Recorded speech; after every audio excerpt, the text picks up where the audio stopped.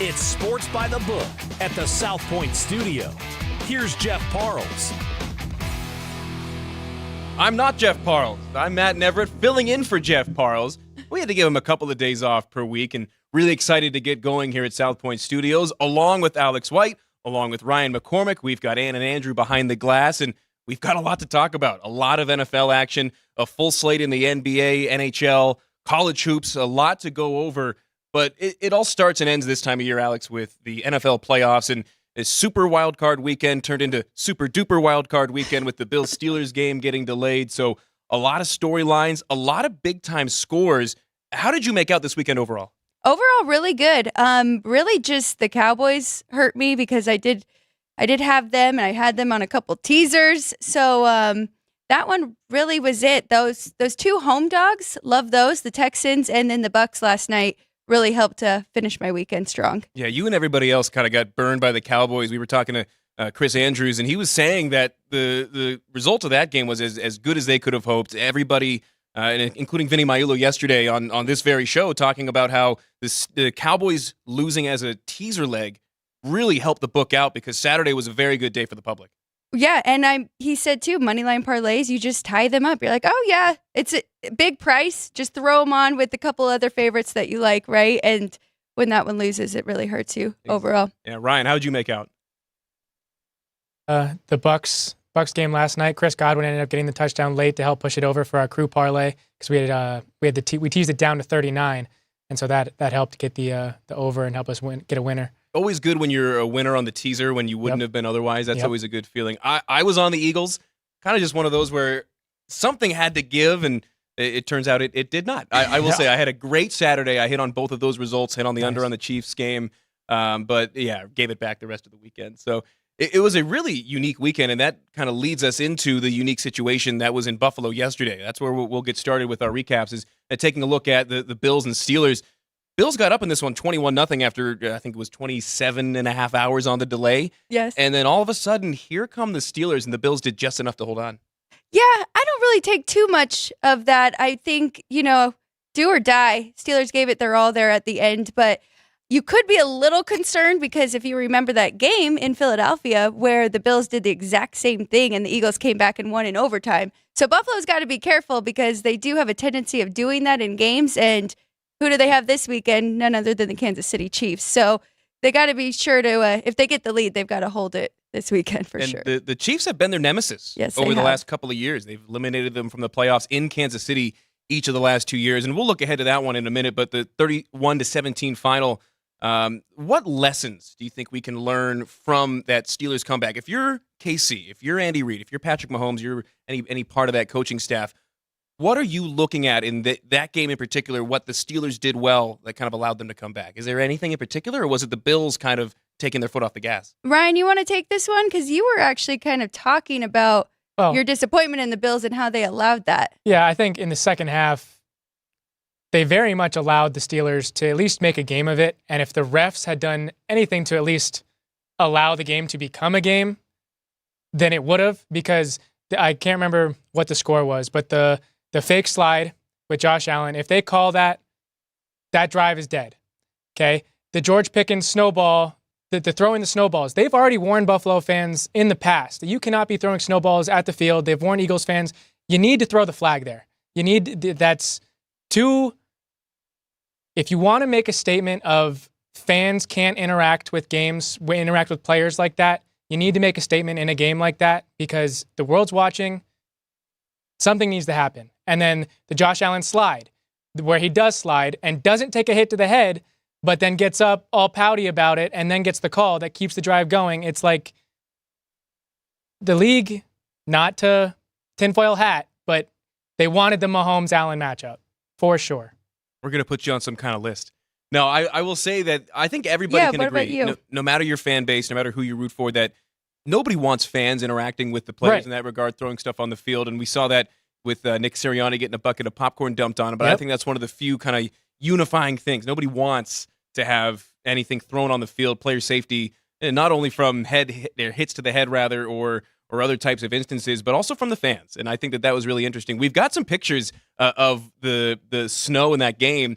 I don't know how much of a difference bumping it back 2 days really made in terms of the snow, because there was 2 feet of snow dumped on that area over a day and a half stretch, and they were paying fans, I think it was something like $20 each to come in, and $20 an hour each to come in and shovel. And this is what the result looked like. Did they even bring anybody out to shovel? Yeah, but they just in did that the upper bowl. field. It was just a field. Yeah, so that's the stands, right? Yeah, a lot of the videos that we saw on social media were of them trying to shovel out the seats. I think they just kind of gave up on it eventually. Right? I think so too. They were like, all right, we got the most important part. Yeah, they didn't do the upper bowl because fans weren't sent to their actual seats. They were just filed in, like, you can find wherever you want to go ahead.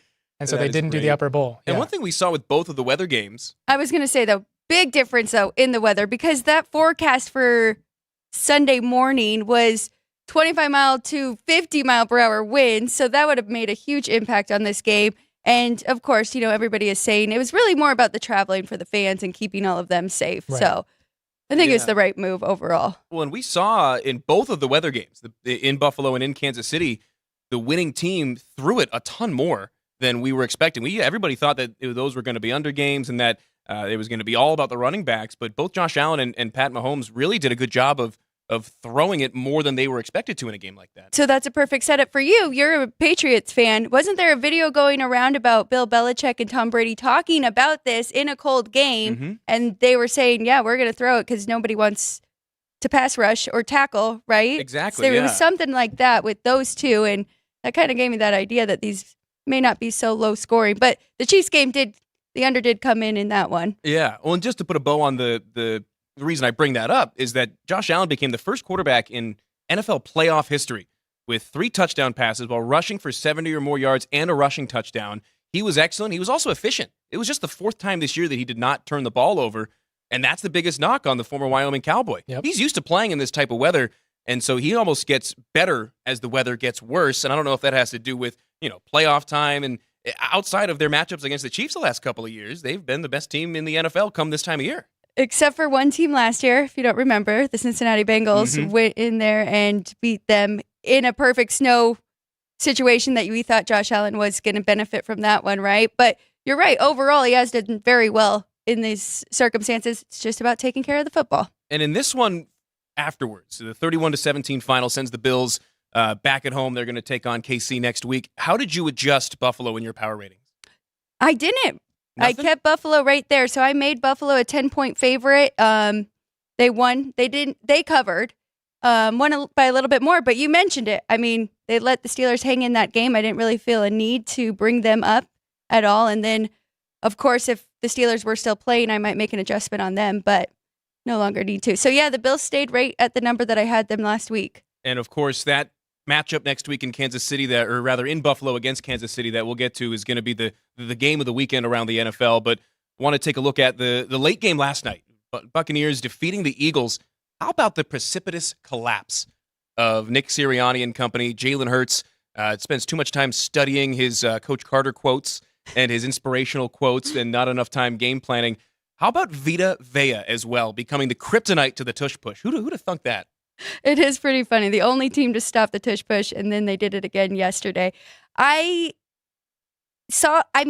was on the Bucs. I gave out the Bucs, but seeing the final collapse of them last night still was a little heart-wrenching. This is a team that just went to the Super Bowl, had these high hopes for this year to get back there and possibly win it, and it just slowly falls apart.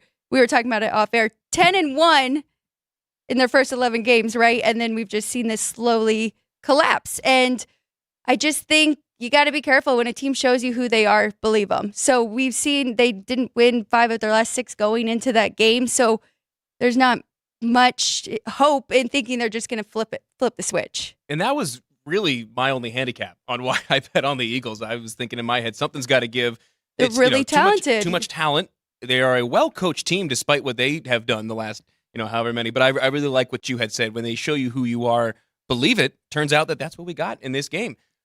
On the flip side of that, in terms of believing what we see, how about Baker Mayfield, the redemption arc for the former number 1 overall pick? He was excellent. He was phenomenal this week. He was very good. And, they've been undervalued all year long. You could get him as a dog at home numerous times this year, and you haven't adjusted them that much. I am a little bit worried that says more about the Eagles defense, though. And the lack of tackles that we saw in that game. So how much are the Bucs going to get away with this week now with this hungry Detroit team? And you really didn't adjust the Buccaneers much, but you did slightly in your power ratings. Slightly up for the Buccaneers. So I did have that game at about a pick.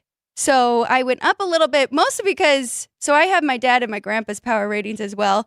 Learn from them. We talk about this often. Some of the best, yeah. So my grandpa had the Buccaneers as a 2.5-point favorite over the Eagles. So to me, when I was adjusting, I kind of used his number even more than the book because the book had the Eagles as a favorite, right? And I was like, I want to get a little bit closer to his power rating on the Bucs. So they went up a little bit, but not too much either.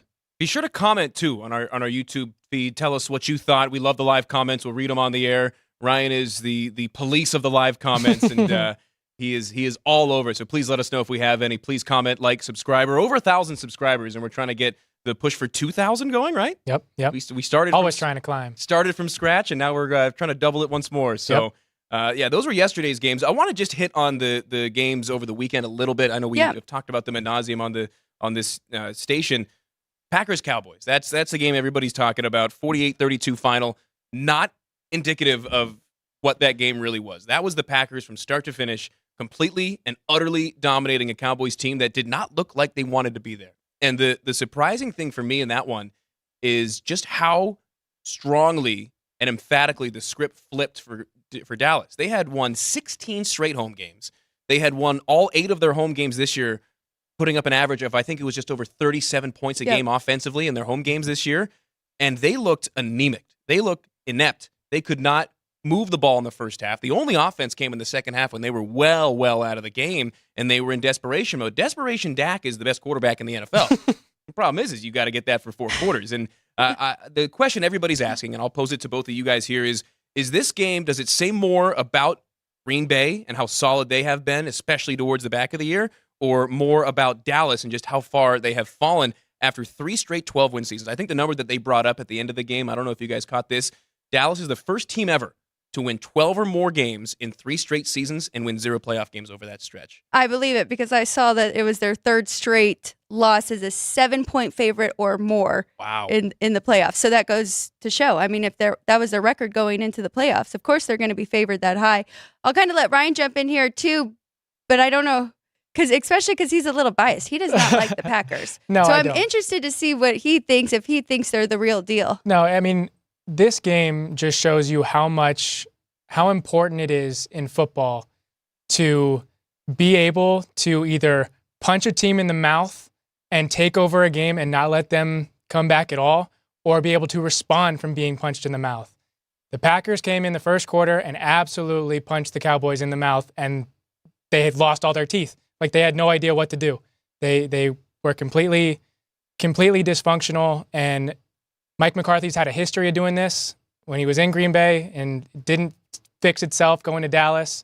So, I mean, sure, the Packers still suck, but you got to give a little credit where credit's due, right? Yeah, I mean, it is shocking that they have been able to find Brett Favre, Aaron Rodgers, Jordan Love.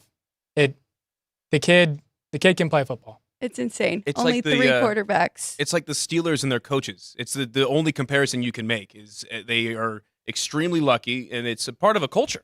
And now all they got to do is wait until they can flip Jordan Love to the Jets after they've already drafted his replacement. But they also that's have the pattern. They have a phenomenal coach in Matt LaFleur too. Absolutely, a guy that knows how to game manage and call the right plays and get his players into the right scheme and allow them to reach their potential. And coming from you, that means even more. Yes, it does. I wish the Bears had something like that, man. They got a good runner. The problem is that he's the quarterback.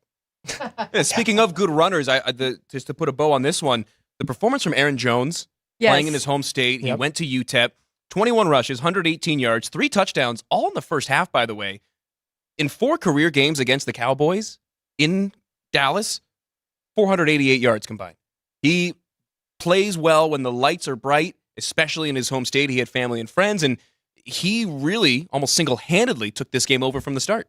I agree. And if you look at C.J. Stroud and Jordan Love, they pretty much have the same stats, but the part that's missing is how much he did for the Packers, right? So Jordan Love only had to, I mean, his stats are fantastic, don't get me wrong, but he only had to do so much. He could lean on Aaron Jones a lot in that one.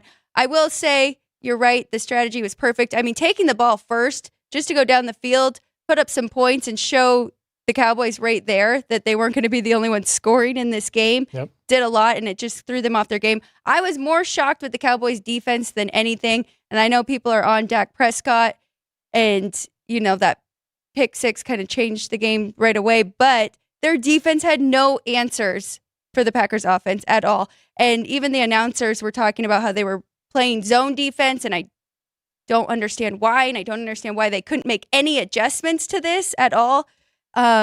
So with my power ratings, the Packers did go up more than anyone, but that is because I had the Cowboys as a 10-point favorite over the Packers going into this game.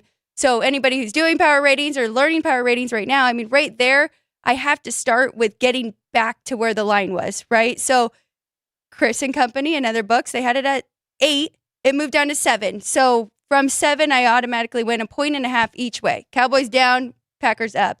And then depending on the result of the game, which they won by almost 20 points. So I usually do a fifth or a tenth of that. So I raised them up another 1.5 points or 2 points, the Packers. I think it's always really interesting to hear how different people adjust their power ratings, because at the end of the day, everyone that does this system is going for the same thing. They're trying to be able to set their own lines and be as close, if not better, than the lines that the bookmakers throw out there once the game ends. So I always really enjoy kind of getting a peek behind the curtain from someone like you that's been doing it and has the pedigree from your dad and your grandpa to kind of know, not to overreact. And I think that's the big one in this game. And that's the reason I kind of posed the question of Packers, Cowboys, up, down. Is it an overreaction? Maybe, but I think with what we saw, I think there's really no other way than to maybe not overreact, but to really, really bump the Packers up. You're right. And it's amazing because now I already made my lines for this weekend and they're right there with the book. So it just shows you that I had to kind of do that and I was down on the Packers too much, right? And you just learn that week by week. And hopefully my numbers are on point right now and going into the Super Bowl. We'll see. The other game Sunday, too, was Lions-Rams, and that one's been talked about a lot, so we won't go too deep into it. But the Goff-Stafford matchup was everything it was supposed to be, and then some, although I know you had the over in that game, and it looked like it was an over pace the entire time until it wasn't. You're right, and fortunately for me, after the Cowboys loss, I was jumped in on the first half over, first quarter over, so that helped me out, especially when that final game didn't get there, which is, kind of a important thing is to make sure you look at different angles for these games. It's not always black and white, and yes, the over in the game, which now thinking about it, I love first half overs or even team totals. Sometimes you can look at these instead. So yeah, but you're right. Best game of the weekend by far. It had everything that we wanted, and I'm very happy for Detroit and the Lions players. I'm happy for the fans there. Excited about their game this week. They're hosting another playoff game. I mean, if you're like a 5-6-year-old kid that lives in Detroit, you've seen more success from both the Lions and the Michigan Wolverines in your lifetime, or in the past month, than most people have in their entire lives. So it's a good time to be in Detroit, which isn't always the case. So they're going to have a really interesting matchup next week that we'll talk to. And then just real quick, Saturday, Texans dominate the Browns. C.J. Stroud, as advertised, youngest quarterback, I should say, to ever win a playoff game. He's barely 22 years old. And his first half was amazing. 16 of 22. He had 236 yards passing before the half. And then in the third quarter, back-to-back drives where Joe Flacco threw pick sixes. So this game was over really from the start of the third quarter. That second pick six basically did it. But C.J. Stroud, you kind of brought him up earlier. He's legit. And I think that this Texans team with DeMeco Ryans, rookie head coach, rookie quarterback, ho-hum, they win a playoff game, and they got a chance to win another one this week. They've been really, really exciting. C.J. Stroud's got whatever Jalen Hurts had when he first came into the league. Patrick Mahomes, I don't know if you want to call it swag or what, but he is not afraid of the moment. And I really liked that he played in that do or die game against the Colts because it felt like a playoff game and it could kind of get out the jitters and get that first one out of the way. And he was ready to go for this second game. I was not expecting that result. I did make Houston a slight favorite at home. It's more saying that them and the Browns were kind of rated the same, but we were expecting Flacco to turn the ball over a little bit. And on the flip side, that's the most impressive thing that C.J. Stroud really does is he takes care of the ball. He only has 5 interceptions on the season. So he does a really good job there. And I'm excited to see what they have this weekend. Yeah, really tough test against the Ravens that we'll break down in just a moment. The last game that we have not highlighted, going into it, may have had the best replay value, the most watchability between the Chiefs and the Dolphins. If this game was played, let's just say in Miami in 80-degree weather, I think we would have gotten a completely different game. I think it would have flown over, even though this is the best Chiefs defense that they've had in a while. Where did you guys watch this? I will ask you this, because I was at the sports book at Caesars watching this one.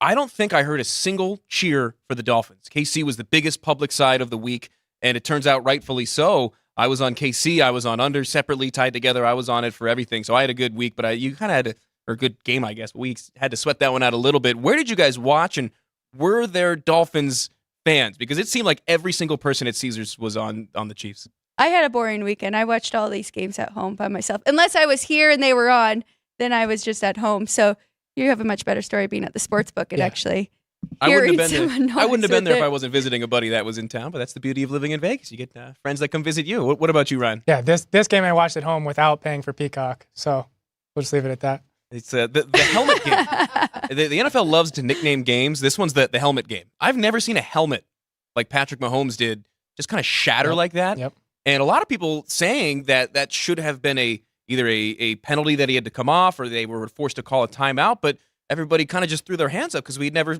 seen it before. Right. That thing was frozen solid. It was crazy. And Harrison Butker as well with the was it 3 or 4 field goals? Yes. He was great. Andy Reid after the game said it was like kicking a block of ice. So I think that credit needs to go to Harrison Butker as well for that one.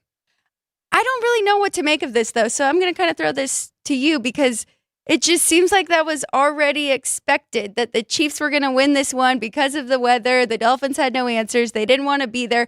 That wasn't the true Miami Dolphins team, like that the Chiefs just beat. And I know that's weird to say, but it really wasn't. So I don't know what to make of this. I already had the Chiefs at their number because you're right. Their defense is outstanding, and they've been all year. I think it was the best performance we've seen from their offense, and they finally look comfortable, especially Patrick Mahomes, feeling confident in some of his receivers. Rashee Rice has been fantastic for him down the stretch, but that's about all I really took from it. Yeah, I was just saying Rice finally had his breakout game, his one to kind of come to the forefront of that offense. But, I mean, he's had over 70 targets in the last 7 weeks. Yes. So, I mean, they're going to him. They targeted him 12 times in this game, too. Yeah. 8 receptions, 130 yards and the touchdown. So I think the trust with Mahomes and his receivers is something that hasn't necessarily been there before. I don't know if they've warranted that in the past, Kadarius Toney. But the Chiefs, with their 15th straight home playoff win, they got it started early, scoring on 4 of their first 6 drives. And like what you had said earlier, when a team shows you who they are, believe them, Miami didn't beat anybody this year. I mentioned it when I was on as a guest on Punchlines a couple hours ago, but you look at the schedule for Miami. Outside of the win against Dallas that came down to a field goal at the last second, their best win of the year, do you know who it was? No. Las Vegas Raiders in Miami. So it was a season to forget against good teams for Miami, and I think that we'll see some adjustments. And people are saying, oh, they need to move on from Tua. He was an MVP frontrunner for half the year. I think, while I don't think he is the best quarterback in the world, he's not the best quarterback in his own division, but I think that with the way that they structure that offense and when they get the ball out of his hands quickly, looking ahead to next year, Tua's got to be the guy, right? Yeah. Yes, I'm with you 100%. Yeah, I see. They're just looking for some stuff kind of to talk about, storyline. yeah. Mike McCarthy hasn't been fired yet, so they're looking for some kind of NFL storyline to go on. It Somebody's feels gotta take the different. It's a culture thing. You brought it up with another team. Like right now, they've got a really good thing going there. Don't mess with it. It's much different than whatever's happening in Philadelphia and their culture. And you can tell by their body language and their pressers at Jalen Hurts. I trust everyone. I love everyone being very, vague in that. So yeah, I don't think Miami needs to mess with it. Jeff's not so sure they'll be back there again, but we'll see. They did good. And to your point, I wish I would have dug deeper, which, I mean, I'm sure that I kind of knew this, but maybe ignored it with the Cowboys and who they actually beat up on at home this year, right? Their stats looked very good and how many points they put up. But when you really look at who they played, it's kind of like the Dolphins. Very similar. And we talked about it with Frank Nicotero. The Dolphins and the Cowboys very parallel in both the AFC and the NFC as far as a disappointing team come playoff time. But 4 games coming up this weekend. Should be really fun. We'll talk about them a lot more tomorrow, more of a look-ahead show tomorrow on the NFL. But real quick, Alex, I just want to get your thoughts. First game, as is always the case, for some reason, the Texans always play in the early slot. They played more early slot games than any team in the NFL this year. They get the first game this Saturday at 1:30 here on the West Coast. ESPN's got the broadcast as they travel to Baltimore, who is healthy. They are rested, and they are. I will give them the coaching advantage, and that's not anything crazy to say. John Harbaugh is one of the best schematics coaches in the NFL. Really tough matchup to get it started, but I think the Texans have a good shot in this one, at least to keep it close. It's really hard here. Okay, so what are you going to go with? The Ravens had an extra week to rest. Does that benefit them, or does it kind of throw them off their rhythm, where the Texans are playing very good right now? I think the number is right at 9, and I might lean a little bit to the over, but I know Frank was talking about overs hitting last week, which I think it was kind of even. I think it was actually ended up being like 3-3 with the games. But I'm a little hesitant on just betting overs this weekend. I think they're going to tighten up and defenses are really going to show up. So lean to the over. The line's right. I haven't made a play on the side yet. I'm seeing 9.5 to Baltimore right now, and a total of 46. And again, we'll talk about all these more so tomorrow on our look ahead show. The other game Saturday, Packers at 49ers, and we got a great tweet from our man John Ewing from BetMGM. One of my favorite follows on Twitter, XYZ, whatever we're calling it nowadays. He's one of the best when it comes to betting trends and betting figures. The Packers getting a ton of support after their performance last week. Yeah, I mean that makes me kind of like my take with the Niners even more, because I think it is going to be such a public bet here, and I think this might be the right time to fade the Packers.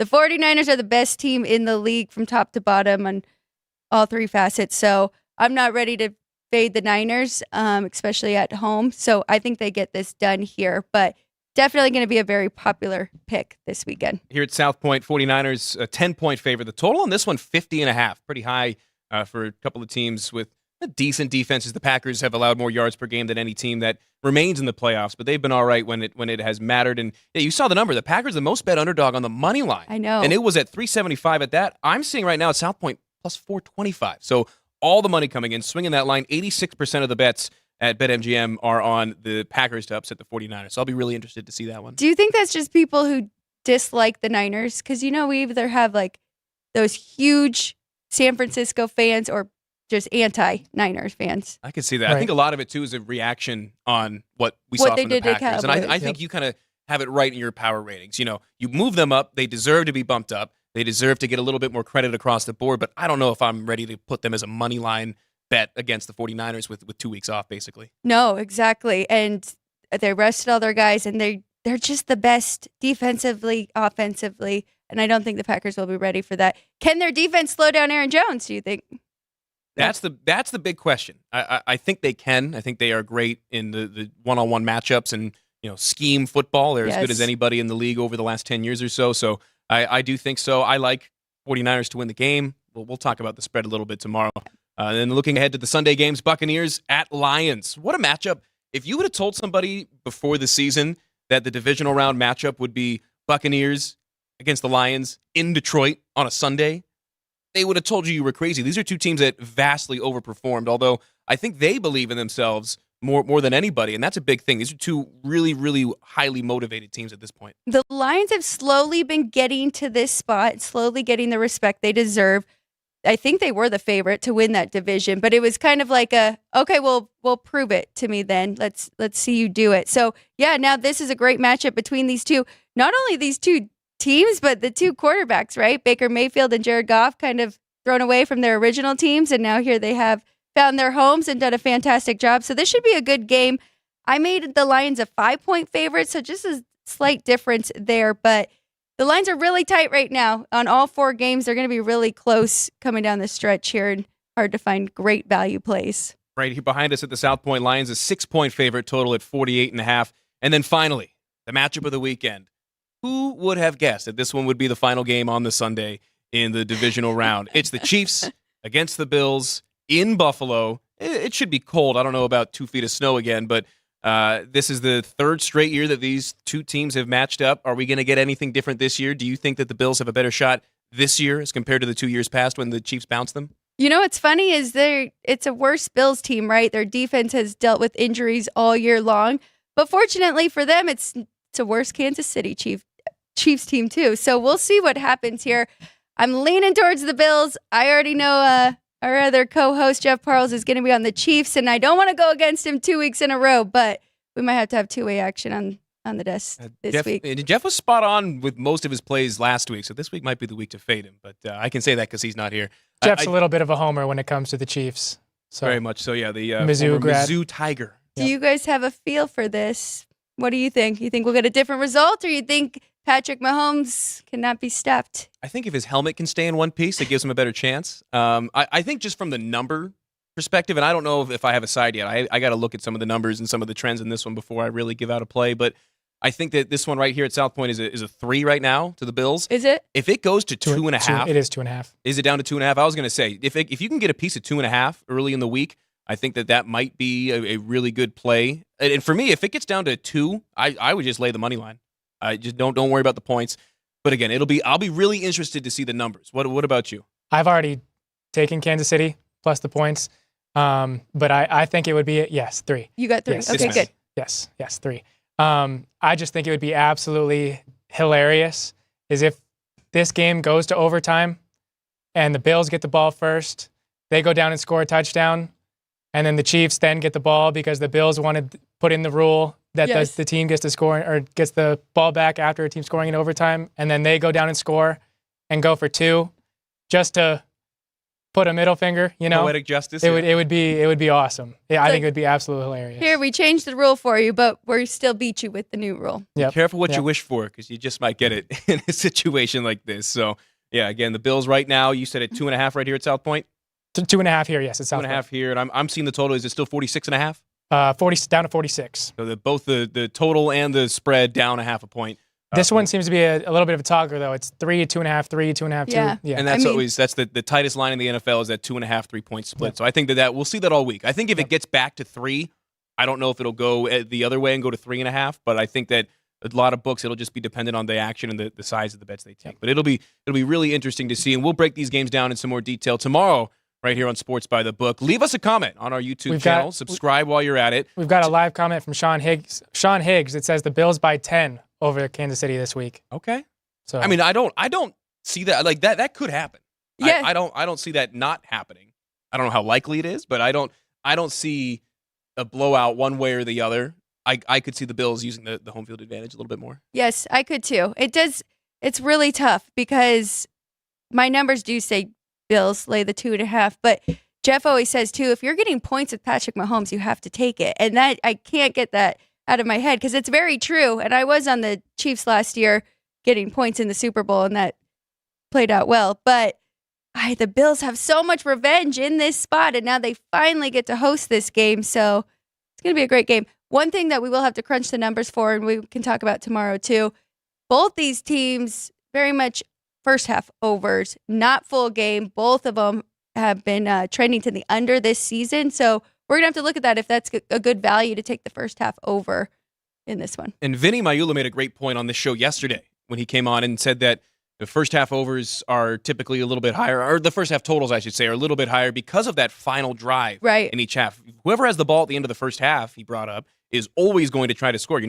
not going to take a knee with a chance to drive at the end of the first half. That's not always the case at the end of the game. So I thought that was a very interesting point. Yeah, we'll definitely have to take a look at that tomorrow. Again, give us your thoughts, your live comments on YouTube. Like, comment, subscribe while you're at it. I feel like a YouTuber when I say that, an official YouTuber. Now that we're over 1,000 subscribers, I guess that makes us an official YouTube. But we'll step aside here on Sports by the Book. When we come back, Alex and I will break down NBA, NHL, and the always popular college basketball. Still plenty more to come. Don't go anywhere. This is Sports by the Book here at the South Point Studio. We work hard to provide you with all the conveniences that will make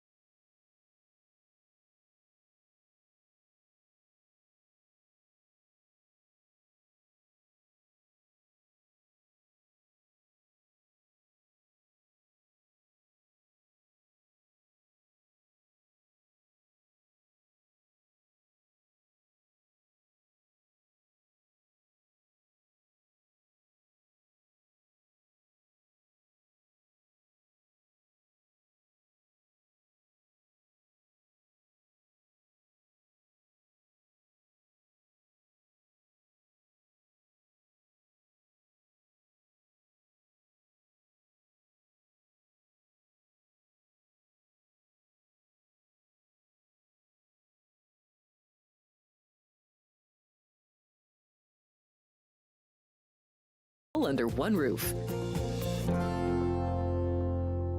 Enjoy your stay.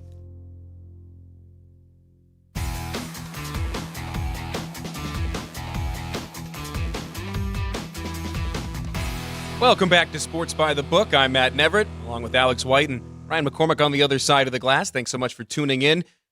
Always fun talking about NFL. Even more fun talking about it come playoff time. Oh my gosh, it is king. It's great working in sports betting media this time of year because there is no shortage of things to talk about, and we'll roll right along in that same regard here.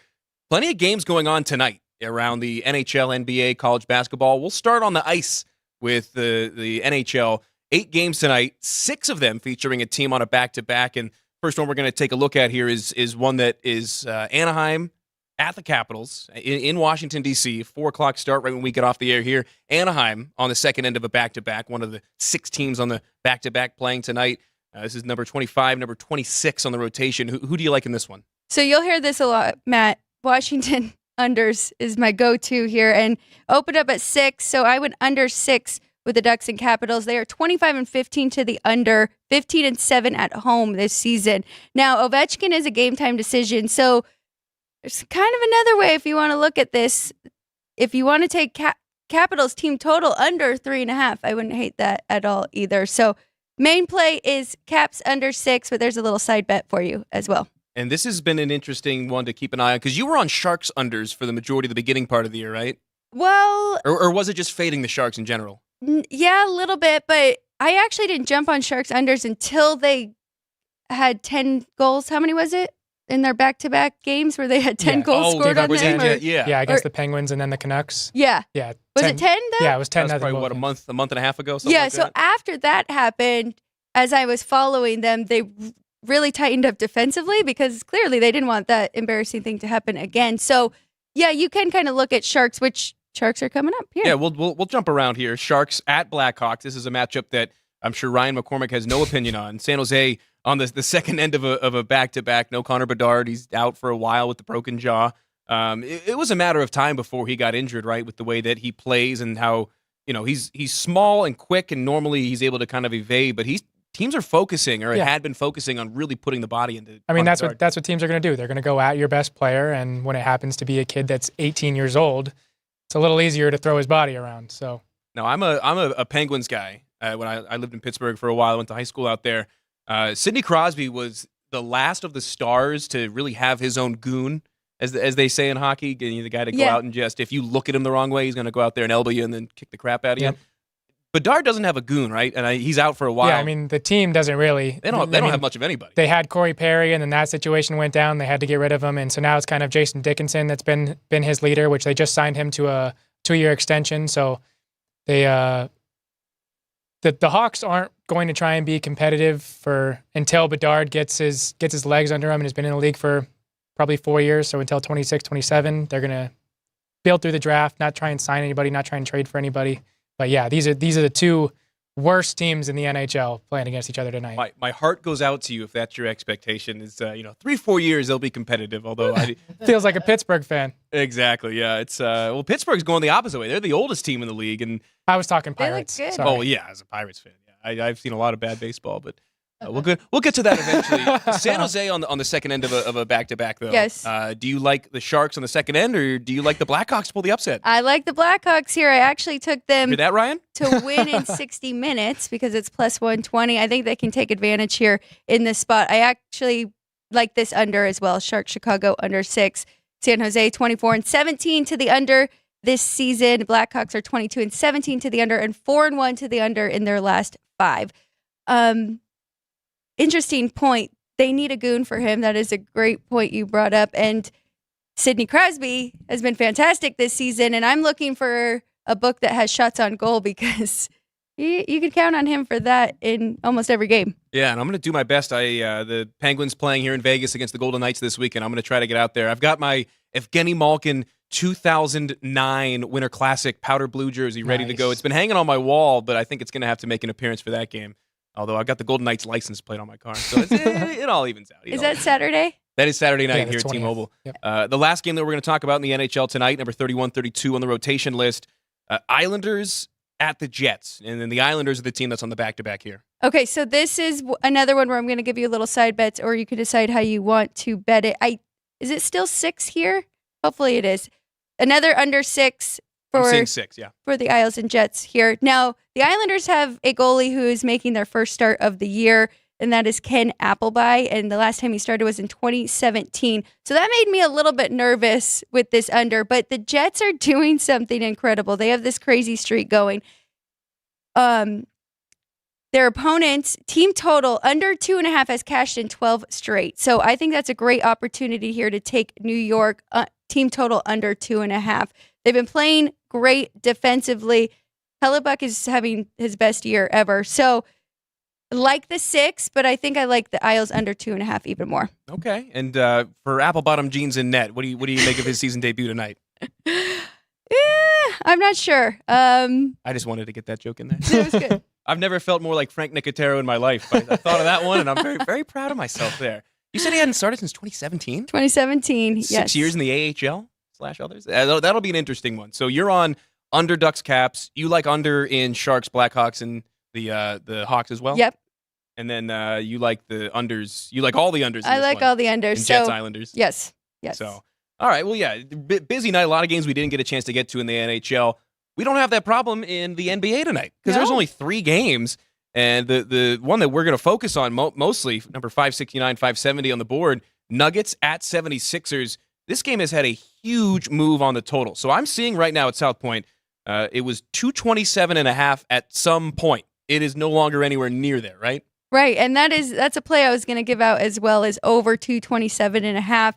The Sixers are 23-15 to the over, and Joel Embiid is playing fantastic again. And then, of course, on the other side, the Joker is one of the best players in the league, if not the best player in the league. So I was definitely thinking we were going to get a lot of points here, but it's already moved up to what, 233? 233, yep. So incredible. When was the last time that we saw an NBA game move 6 points on the total the day of without any major injury news? That's a great question. I wish we had one of our guys, Chris or Vinny, to come in here and let us know that. Well, I think the issue is when they put the line out, all 5 starters for the Nuggets were listed as questionable. Okay. And now the only Nuggets player that's on the injury report is Julian Strother, the Gonzaga draft pick this past year, and he's out. And he's not even like great, huge impact player in that. So everybody's playing for the Nuggets, and that was the only question. So that'll be interesting. And do you like, even with this elevated number, would you consider a play on over 233? Honestly, yes, I would. My dad and I's number is more 240. Okay. Here. So if you trust the Whites and their rankings, that's an easy overplay. I'm definitely gonna have to take a look at that one. Although we're running out of time. That one starts in 17 minutes on old TNT. So the Inside the NBA crew having some fun already with that one on the pregame show. Next up, Kings at Suns. The Suns team has really, really started to come on strong at this point of the year. They are. I have no play in this one, but that's the only way I would look at it. -4 here with the home teams. I actually like all home teams tonight, but NBA is so hard with the spread. You got to be careful. So if you really like one and you can lay that with the money line, sometimes it's worth it. Well, especially this time of year. You always wonder what the motivation is, and they made these new rules to try to stop, teams from giving guys too much rest, and it's worked with varying results, but yeah, that's a big impact in this game. And then in the last one, Thunder at Clippers. You said you like the Clippers, all the home teams tonight? All the home teams. Well, Oklahoma City's really good, right? But this is just a bad spot for them. In NBA, you really have to watch the back-to-backs, the travels. So OKC just played last night against the Lakers. They lost that one in a tough game. It's their 3rd game in 4 nights and their 9th in 15 days. So it's a tired team, and this Clippers team is very good. They're clicking. Ryan, the only thing I'm so mad about myself is we talked about the Clippers months ago, and I never made my future bet on them because it was right when they got James Harden, and they were not looking great. I think they lost like 5 or 6 in a row. Yep.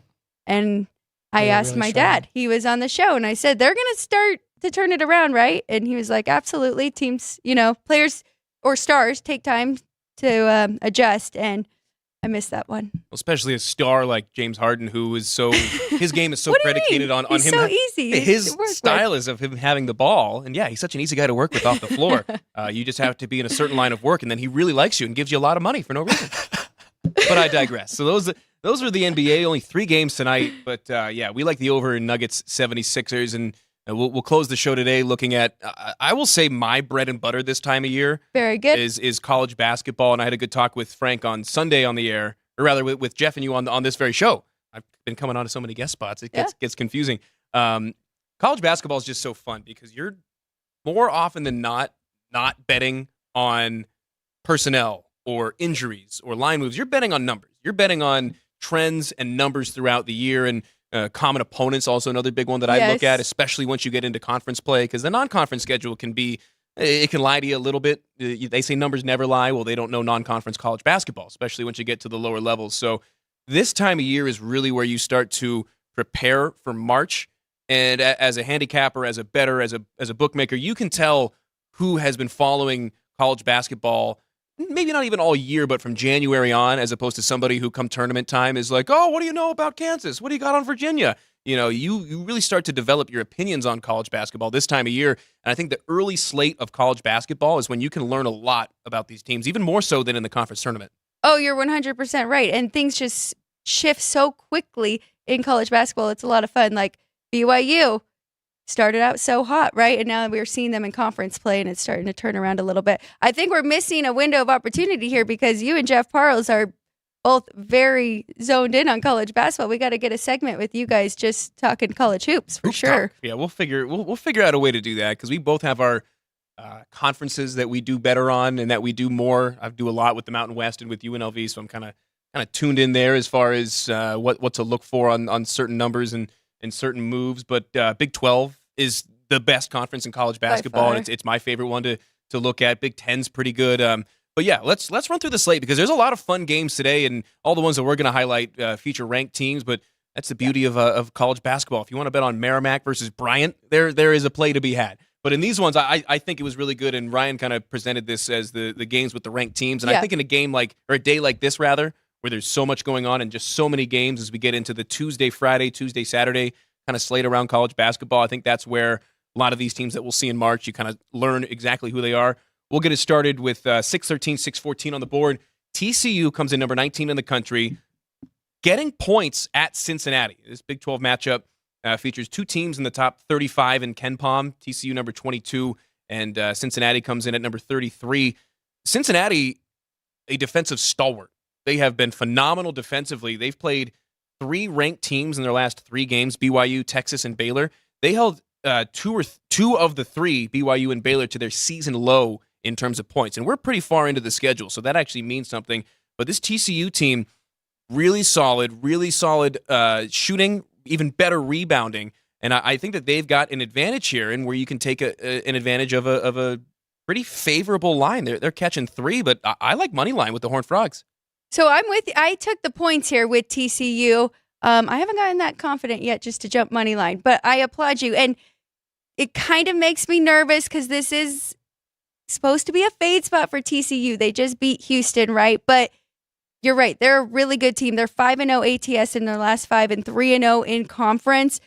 They lost their last road game, but that was at Kansas, and they hung in there and they lost by 2. So I like the points here, but I don't blame you for taking them outright here to beat Cincinnati. Yeah, and I just think that with what we saw from TCU against Houston in what amounts to a rivalry game for both of those two teams, I think that is more of what we're going to see from TCU throughout the rest of the year. Sonny Dykes has done a phenomenal job of getting his team ready for these big-time games. And in terms of the game itself, this may be the best game of the day. I mean, we're keeping an eye on Tennessee, Florida, but this one's turned into a rout. The Volunteers up 73-53 right now. This was one of the other ones that I had circled, but it had started while we were on the air, so I didn't get a chance to really get any action in on this one. But the matchup between TCU and unranked Cincinnati, and if Cincy does win, I think they are able to creep into the top 25, and I think that they will have that motivation. I think TCU, in terms of the front court, is going to be just a little bit too much, though. Great analysis, though, and that you looked into and what they held their last opponents to. Might be a team I have to start following for unders. Cincy might be a very good under team. Yeah, no, Cincy-Houston matchup, if they score 100, that would be that'd be incredible. Moving on ahead, the second-ranked Purdue Boilermakers laying 9.5 on the road at Assembly Hall, taking on the Indiana Hoosiers in a game that tips off in about 10 minutes right after we get off the air. And I was on Purdue in each of their last 2 games where they won but didn't cover. This one on the Peacock. Oh, did Penn State end up covering? No, that? the two before that, rather. Okay. So 2 of their last 3 they've won but not covered. They did end up pulling away from Penn State, who's one of the worst free throw shooting teams in the country at the end of that one. I like the Hoosiers, especially if you can get it at 10. I got 9.5, but I think Indiana does enough in a really hostile environment in Bloomington. So I'm on the under in this one. I went under 151. Ranked teams are just 40 and 47 straight up on the road this season. So I think Indiana can give Purdue a little trouble here, but I think it'll be more on the defensive end. And I think they have the size to slow Zach Edey down a little bit. So I don't mind your play at all with the points. I just had a more value in the underplay here. Another Big 12 game that features 2 really, really solid teams. Top 10 Baylor comes in at number 9 in the country. It's a pick'em on the road in Manhattan, Kansas against Kansas State. What do you make of this line? So this line has moved everywhere. It's now K-State 1. Yeah, so Wow. Baylor opened 2.5. It went to pick'em. Now the money is coming in on Kansas State, and I'm on the other side. I think the number was right where they opened it. Baylor is 7-2 straight up and 6-3 ATS on the road this year. They're 9th in the polls, which I know not a lot of people care about the polls, but they have a nice 5-game winning streak going. They held BYU to 72 points. Kansas State on the other side, they've been very good too. They're 3-0 ATS in conference, but Texas Tech was really the only great team that they have played so far in conference. They played West Virginia and UCF, who are 2 at the bottom of the Big 12. So we'll see how they do today at home. I know it's a tough place to play, but I like Baylor. I took them at pick here. And elsewhere, if TCU Cincinnati's not the game of the night, I think it's Iowa State at BYU in Provo, number 24 versus number 20, respectively. And it's a contrast of styles. Iowa State stifling defensively. BYU, they wake up and start shooting from beyond the three-point line. If they don't shoot 43 pointers in a game, it's a surprise. So you've got 2 really different styles of teams, and you can't compare any of the past matchups. This is the first time that these 2 have played in 11 years, and all of a sudden it's a Big 12 conference game. I think it's been interesting to see BYU get started in the Big 12 because it hasn't been an easy ride for them here initially, and they get a really, really tough test as the Cyclones come into Provo tonight. As you mentioned, though, it's the toughest division in college basketball. They lost to 2 really good teams in Cincinnati and Baylor here. I think this is going to be a great game. This is actually the one I'm looking forward to the most. Like both of these teams a lot for different reasons, contrast of style. I think BYU is the right side at home. I don't know much about Provo or how tough it is to play there, so maybe you can speak about that. But I love Iowa State as well. And Altenberger, we know a lot about him. He came from UNLV. He's a great coach, great defensive-minded. Iowa State they just beat up a good team. Who was that? Let me look it up. It was Houston. They beat Houston. It was Houston, yeah, right? Houston. So I think they can kind of keep this going. So I was looking more at the points here with Iowa State, but I'm just going to watch this one and enjoy it. I'm on the Cougars. Cougars here at I'm home. on the Cougars. Ryan, have you been to a game in Provo? I have not. I went to a game in Salt Lake City for Utah. It's close enough. Oh. They travel really well. BYU always travels well, and moving from the WCC to the Big 12 has only upped their profile. And the home games in Provo are tough. Okay. It is tough to go on the road and win at BYU. So I'm going to lay 4.5 with the Cougars. I think that they get the better of Iowa State. I think something's got to give defensively for the Cyclones. And then our last 2 that we're going to take a look at, both in the Mountain West, both of them tonight. Utah State at New Mexico. Now, both of these teams were in Las Vegas last week, both taking on UNLV. UNLV beat New Mexico pretty handily and then handed the game to Utah State at the end. Some questionable officiating, but we've talked about it. I do a couple different UNLV podcasts. You can't really you have to be able to put yourself in a position to not lose that game. And with that, Yes. that I agree all with that. aside, this matchup between Utah State and New Mexico, 661-662. Utah State comes in number 16 in the country. This one starting at 7:30 here on the West Coast. I was surprised to see the line. It opened New Mexico. It is now at New Mexico -6. And I just don't think that this Utah State team that has now the nation's longest winning streak is going to get run out of the gym like that. That's a really big number. I agree with you. I was looking at this to only play New Mexico money line because they haven't lost at home all season. But then, of course, we got Utah State's win streak going here. I think this is going to be a great game. I wish that these were 2 teams that UNLV did end up winning or beating. But yeah, this conference is getting pretty tough. All these top teams are very good. Oh, the Mountain West always cannibalizes itself, and Ryan, you can speak to it too, having seen a lot of these games. It's a 4-bid league when things go right. That's not always the case come tournament time, especially if there's a team on the bubble that needs a tournament win to get in. They don't typically win the conference tournament. Mountain West traditionally has been really, really tough to go throughout and have any kind of winning streak. Yep, especially when players get hurt towards the end of years too. Like the committee seems to take that into account when they select their 68. That they kind of hold the Mountain West out when that happens. Just don't tell any Florida State football fans about that. Yeah. It's a tough conference not only because of the teams, but because a lot of the environments and the atmospheres. I mean, you've got games in Boise, Idaho. You've got Albuquerque, New Mexico, Laramie, Wyoming. It is tough to go into those places as a San Diego State that plays and lives at sea level. All of a sudden, you got to go play at 8,000 feet elevation. It does make a difference. And I forget who it was. There was a coach back in the 70s, 80s, 90s. I forget exactly who said this, but he said they asked him about the elevation, and they said, it's you're playing at however many feet. What are you doing differently for your team? He goes, well, it's a good thing the game's played indoors. Chris Andrews said that was Tark. That was Tark. Yeah, that's why that's ingrained in my mind, and that's kind of I'm going to give Tark the benefit of the doubt and say that that's kind of a Yogi Berra-ism where he didn't mean that, but if you take it at face value, I mean, that is great. New Mexico, though, won 12 of their first 13, just 2-2 since, including the loss here in Las Vegas last week. They did just beat San Diego State, who is the class of the Mountain West. They are trying to get back to the national championship once more, but yeah, I like Utah State. I'm going to take the points with the Aggies. Don't we have a little revenge here, too, from last season in the tournament? You're right, yeah. Did Utah State knock out New Mexico? Yeah, so there is that element as well. Rich Pitino does a great job with this Lobos team. They are really guard-heavy, whereas Utah State is really front-court heavy. Okay. And New Mexico is one of those teams where they could beat anybody in the country on any given night. Jamal Mashburn Jr. and Jalen House, son of Jamal and Eddie House. They are two of the best guards in a backcourt in the country, but it's a matter of putting it all together. They don't run a lot of sets either. They kind of just have a lot of ISO, get the ball to whoever, and everybody get out of the way. Obi Toppin, one of the best freshmen, or JT Toppin rather, no relation. One of the best big men freshmen in the country, and they've got a couple of other really, really solid front court players. I like I said, I like Utah State. I think there's just too much great. Ozabor is the name to keep an eye on. Number one for Utah State. He's averaging 15 and almost 10 boards a game. I think he's going to be a little bit too much. Give me the Aggies in this game, which, like you said, revenge on the mind. And then lastly, we'll talk UNLV. The Rebels on the road in Boise tonight. The Broncos laying 5.5 points. This one starting at 7 o'clock here on the West Coast. Your thoughts? I like the Rebels here. I took the 6 when I could earlier today. Oh, it's moved down a little bit. I want your thoughts, though. I like this Rebels team. When they've played tougher competition, they play up to them, right? They beat Creighton, and then we saw them beat New Mexico. They just have to jump out right at the beginning and kind of control the pace of the game. What do you think about this Deon Thompson Jr.? Because I think he plays at a very mature level and has done a great job leading this team. Oh, he has been phenomenal. And if you were to tell a coach that he was going to turn his team over to a true freshman who reclassified to become a true freshman, this is a kid that should be a senior in high school.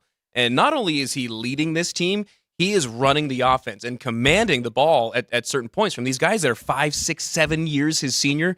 Now that we've got college basketball where guys are staying 6, 7 years, going to 3, 4 different schools. I mean, he is poised beyond his years.